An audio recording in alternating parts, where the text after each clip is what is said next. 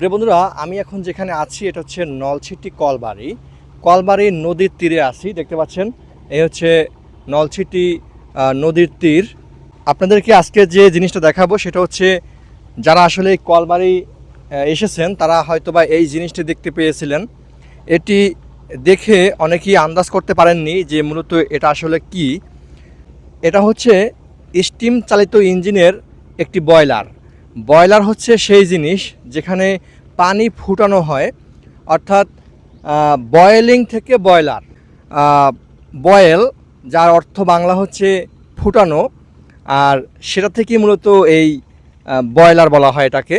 অর্থাৎ যখনকার স্টিম চালিত ইঞ্জিন চালানো হতো ঠিক তখনকার এই বয়লারের ব্যবহার হতো, যেখানে পানি ফুটানো হতো এবং সেই পানি থেকে বাষ্প হয়ে মেশিনের পিস্টনে চাপ দিত, যার ফলে পিস্টন সামনের দিকে আসা যাওয়া করত, আর যার ফলেই মূলত এই ইঞ্জিনটা ঘূর্ণমান হতো।